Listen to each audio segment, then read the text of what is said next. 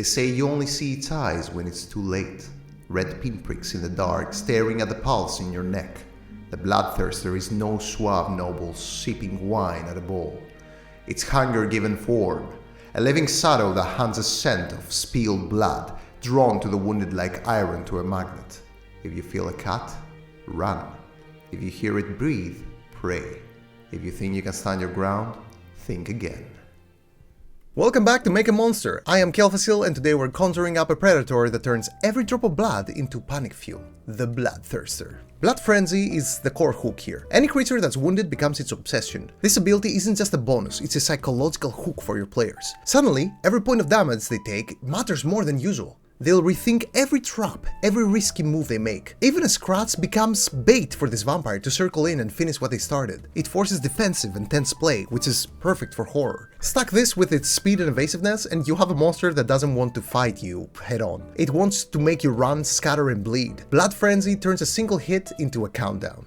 Flyby turns his hunger into a tactical dance. The Bloodthirster can dart in, strike, and vanish before your fighter's ready swing connects. It doesn't suffer opportunity attacks when moving past prey, so you can imagine it weaving through battlefields, staying just out of reach, always probing for that weak spot. Combine Flyby with Blood Frenzy, and watch how the battlefield just feels alive and deadly. Next up, Frenzied Hunter is just its momentum engine. When prey bleeds, the Bloodthirster accelerates. It lunges further, leaps higher, ignores obstacles a normal creature would stumble over. In a chase scene, this makes it an absolute nightmare, because players learn that they cannot just run. They have to hide, plan, and misdirect. If they limp away, they'll hear it following. Combine Blood Frenzy with Flyby, and you immediately get hidden run attacks that keep the party on their toes. Use this to drag them deeper into cursed forests or ruined mazes where no exit is clear. To make matters worse, Spider Climb makes nowhere safe for heroes. This monster doesn't respect floors and walls. Picture it crawling along a ceiling as a rogue peers into the darkness below. It doesn't just stalk, it surrounds. Pair Spider Climb with limited flight and you get a predator that comes from above, behind, and many places that players thought it was safe before. It loves when prey hides. It loves when prey thinks they have a plan. Limited flight isn't true soaring flight. It's sudden bursts. It drops from high beams, leaps between broken pillars, hovers just long enough to strike. This lets you play with vertical maps, such as with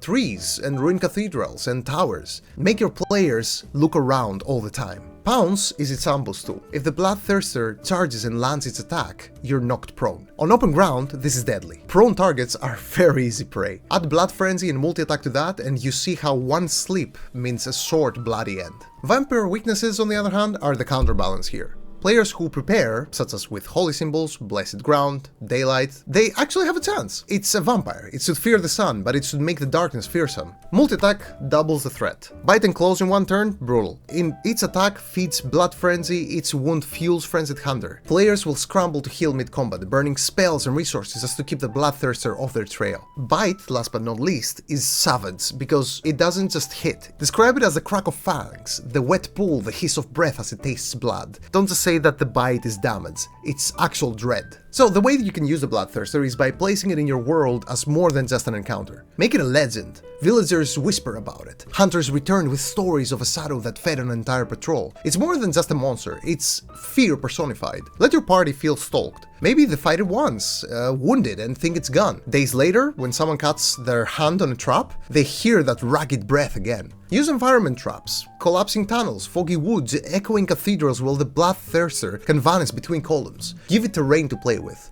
You could even weave it into a plot hook. Maybe it guards an ancient relic, maybe it's bound by a curse to an old family line, maybe it's bound to the one special ring that everyone is hunting. Maybe the party needs its blood for a ritual, and hunting it means becoming its prey. You can also reward smart play against it. Players who learn its patterns can do very smart things, such as baiting it into sunlight, tricking it with illusions, and generally, players that prepare for this thing should feel like they're doing something clever. The Bloodthirster is fearsome, but not unstoppable. In short, you could run this vampire with menace and cunning. Let your players know that the next drop of blood might call it back. The Bloodthirster is perfect for mid-tier campaigns that thrive on tension and horror. Use it in ancient forests, abandoned catacombs, or cursed ruins, places where shadows stretch long and players must watch every step. It works best in any setting where darkness and isolation play against the party. Mechanically, it challenges groups that rely on hit and run tactics or attrition, because every wound only makes it stronger. One way that you can tie in the Bloodthirster is by saying something like, "Legends say the Bloodthirster Bloodthirster was once a vampire lord's favorite assassin, cursed to never be satisfied with a single kill. Now he hunts not for a master, but for its own endless craving. Tales of the Bloodthirster are used to keep children from wandering to the dark, but the wise know those stories are more truth than fable.